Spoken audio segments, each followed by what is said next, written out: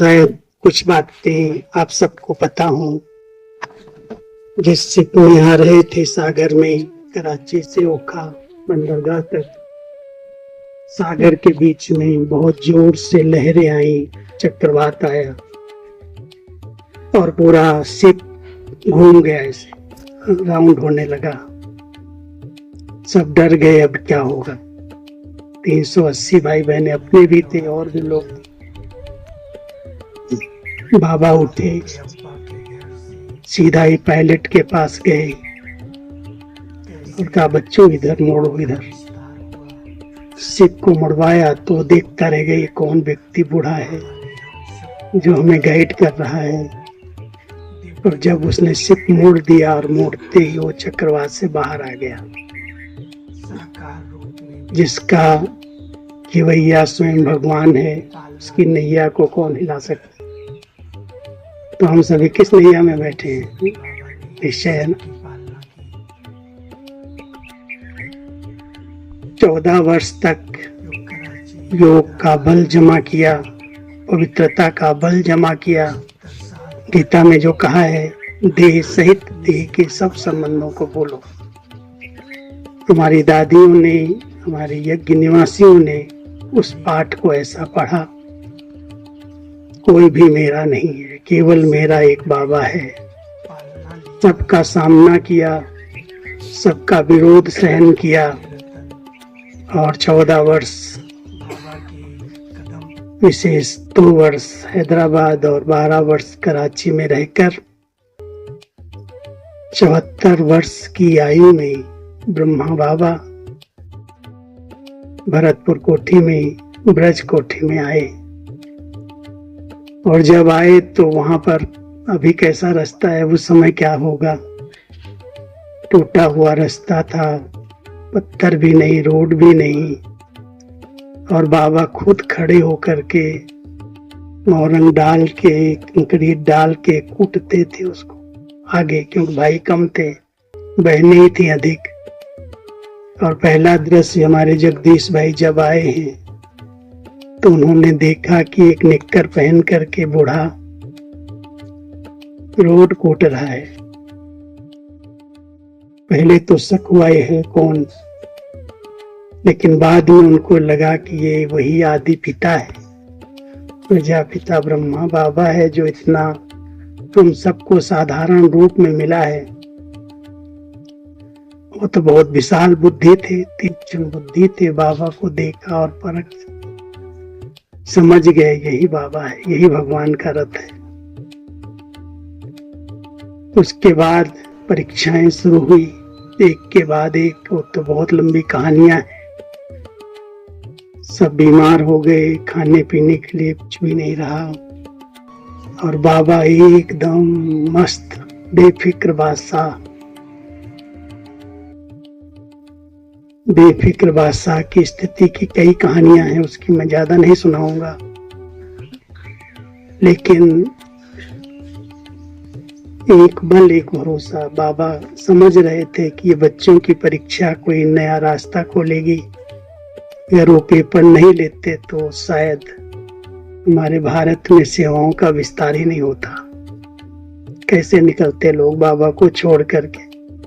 कुछ तो दुनिया में गए, उसमें भी कुछ कल्याण थे, और जो रहे बहुत पक्के सच्चे निश्चय बुद्धि रहे। जैसे बाबा रखे, जिस हाल में रखे, मरेंगे जिएंगे लेकिन बाबा की मत, श्रीमत पर चल के रहेंगे। वहां से ही सेवाएं प्रारंभ हुई 52 से। फिर बाबा ने अपना यज्ञ वहां से ट्रांसफर करके धौलपुर हाउस में भाई लोग रहे, और कोटा हाउस जो है वहां पर बहनें रही। वहां भी बहुत परीक्षाएं आई। कोटा हाउस को खाली कराने के लिए सरकार की नोटिस आने लगी, यहाँ पर सर्किट हाउस बनेगा, इसको आप खाली करो। कहाँ जाएंगे इतनी बहनें। लेकिन वो भी बाबा कैसे बच्चों को टच करता रहा।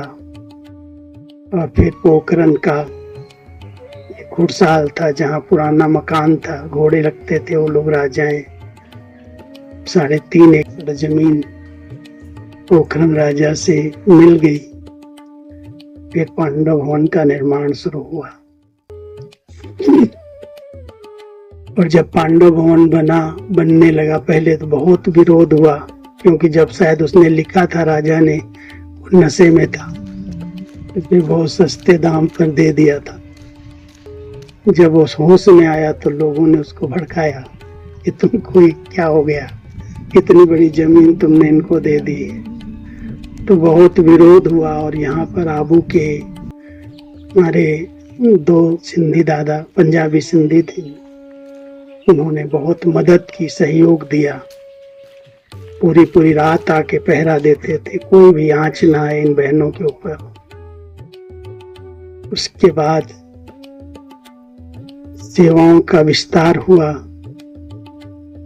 और बाबा की सबसे राइट हैंड भुजा मम्मा व्यक्त हो गई 65 में।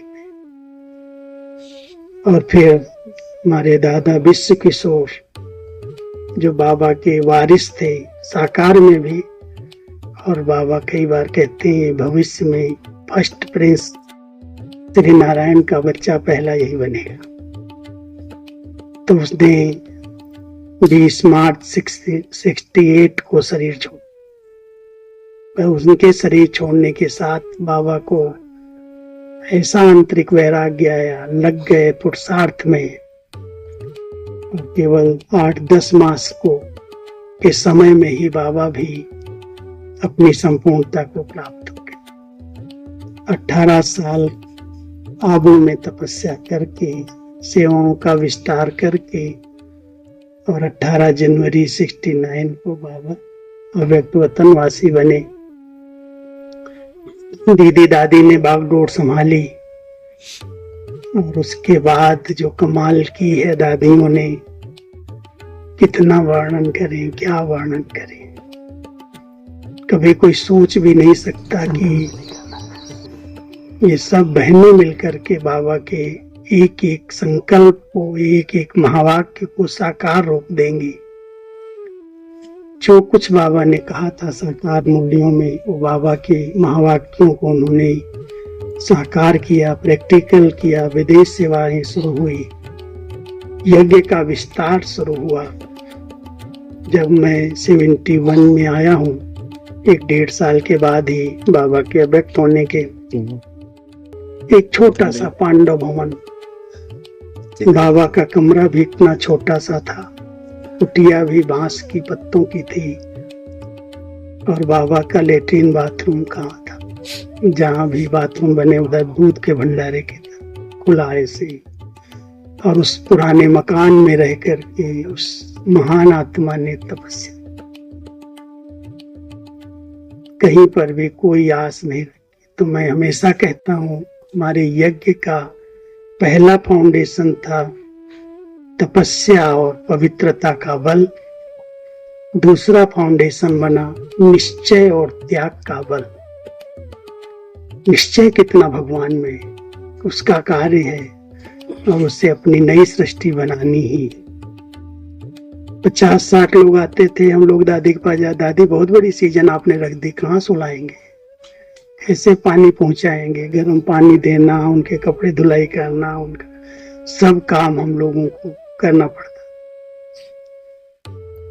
जब हमारी दादियां हम सबकी पालना करती थी, वंडरफुल पालना थी दादियों की। एक हमारे पास गाड़ी थी जिसका नाम हम सब ने रखा था नानक नाम जहाज। चढ़े तो बेड़ा पार, क्योंकि वो हैंडल वाली घुमाते थे ऐसे, और दादा आनंद किशोर उसको चलाते थे। जहाँ खड़ी हो जाती थी कहते उतरो लड़के, सब धक्का मारो। तो धक्का लगा लगा करके हम यहाँ पीस पार्क में पिकनिक करने आते थे। पीस पार्क नहीं था ये, आबू यार उरिया का ग्राउंड था। यहाँ गाय बैल भैंसे चरती थी। एक दिन क्या हुआ, दीदी दादी ने कहा चलो हम आप गुरु शिखर पर पिकनिक करने चलते हैं। तो जब गुरु शिखर पर पिकनिक करने आए, उसी छोटी गाड़ी में, कुछ पैदल आए भाई लोग, दौड़ के आ जाते थे, चल के भी। तो वहां पर पिकनिक शुरू होने था, जोर से आंधी और बरसात आ गई। कोई के पास छाता नहीं, कहीं कोई कमरा नहीं, कुछ नहीं। तो दीदी बड़ी रमणीक थी, कहती अरे तुम्हारे लोगों के पास दरी तो है ना, सब भाई लोग दरी पकड़ लो और हम सब नीचे आ जाते। तो भाइयों ने दरी पकड़ी और सब बहन भाई उस दरी के नीचे। लेकिन इतनी जोर से बरसात पड़ी, जो दरी का जो लाल कलर था, गंदा कलर था, वो सब के कपड़े, सफेद ड्रेस काली हो गई, लाल हो गई। फिर भी खूब डांस किया, इतना मनोरंजन किया गुरु शिखर की चोटी पर। दीदी दादी और हम सब थोड़े से परिवार था। फिर उसके बाद संकल्प चलने लगे, क्यों नहीं अपनी जमीन होनी चाहिए, ये स्थान क्यों नहीं अपना होना चाहिए, फिर संभालेगा कौन। फिर 83 में कॉन्फ्रेंस हुई, ओम शांति भवन बन के तैयार हुआ। हमारे किशोर भाई नैरोबी से आ गए और यहाँ पर उन्होंने घर बनाया। उन्होंने कहा कि हम पीस पार्क हम संभाले, दादी आप ले लो वाले। फिर उसके बाद ये पीस पार्क खरीदा गया।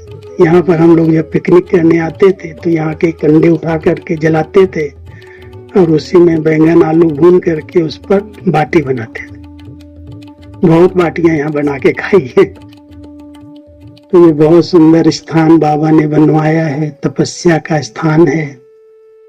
तो 54 साल का इतिहास तो मुझे प्रैक्टिकल आंखों से देखा हुआ है। उसके पहले का कितना त्याग, कितना बलिदान, एक एक चीज में कितनी इकोनॉमी, आज सब कुछ बना करके इतना सुंदर यज्ञ का विस्तार करके हम सबके हाथों में इतनी बड़ी जवाबदारी दे करके सब अव्यक्त वतनवासी बने, एक भी रत्न नहीं बचा। अभी बहुत बड़ी जवाबदारी है, ऐसे नहीं सोचना कि सब कुछ बाबा ने हमें दिया है तो मौज करेंगे। तो सब कुछ अपने हाथों में त्याग करके, तपस्या करके, एकदम कुछ नहीं चाहिए।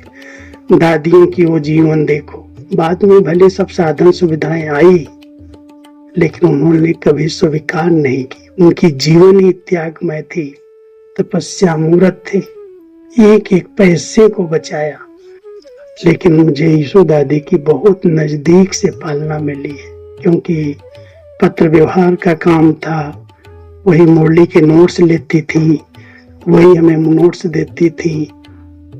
लेकिन शुरू में जब हम आए हैं तो बहुत स्ट्रिक्ट, एकदम धर्मराज का रूप था। कहते थे चित्रगुप्त है, नाम उनका चित्रगुप्त पड़ गया था। मधुबन वालों ने कहा था ये चित्र खींच लेती है, कहीं पर भी कोई खड़े होकर बात कर रहा हो वो दीदी को पता है, कहीं पर कोई कुछ हो रहा हो पूरे यज्ञ के अंदर तो दीदी दादी को कैसे पता चल गया, वो चित्रगुप्त चित्र को खींच लिया। तो वो यीशु दादी थी, बहुत कुछ यज्ञ को संभाला उन्होंने, एक एक पैसे को बचाया। पैसे की डिपार्टमेंट उनकी थी। अरे हमें बाल कटवाना है दीदी दादी, अरे अभी तो छोटे हैं ना, 8 आना था उस समय, 12 आना मुश्किल से, वो भी नहीं देती थी। पत्र लिखना है घर में, क्यों लिखना है, किस लिए पत्र लिखना है, ऐसा करो। जितने यूपी वाले हो ना, जितने उस साइड के, उस सब एक कागज का टुकड़ा देते थे, इस पर लिख के ले आओ। 10-12 पत्र जब इकट्ठे हो जाएंगे तो एक ही लिफाफे में भेज देंगे बड़ी दीदी को, गंगे दादी को, वो सबको दे देगी। कोई डायरेक्ट पत्र नहीं लिखेगा। उस समय लिफाफा 25 पैसे का था, जो भी 2.5-3 रुपए का है, 25 पैसे नहीं देती थी। एक एक रुपया बचाया, एक एक पैसा बचाया और यज्ञ को कहां से कहां पहुंचाया। ऐसा इकोनॉमी। एक फल खा लिया, एक बार कोई को ऐसे दिल हुई होगी, केला खाया था बाजार से ला करके, केले का छिलका तो फेंकेगा ना डस्टबिन में, सफाई कराने वाले के छिलका निकाल के दीदी के पास ले गई। ये पांडव जो है ना, ये सब छिप छिप करके फल खरीद के खाते हैं। दीदी ने क्लास ले लिया, बुला लिया, आओ सब हाजिर हो जाओ, किसके किसके पास पैसा है, सब ले आओ जितना है जिसके पास। ये नहीं पूछा है फल क्यों खाया, पैसा किसके किसके पास है। भाई क्यों भाई पूछा जा रहा है, तुम लोगों को यज्ञ से सब कुछ मिलता है, फिर आप लोग फल बाजार से मंगा के क्यों खाते हो? आपको कुछ चाहिए तो लिख के दे दो, मना थोड़ी है। वो दिन भी प्यारे थे। अभी तो सब मौज में रहते हैं, जिसको जो चाहिए खरीद के ले आते हैं, खा लेते हैं।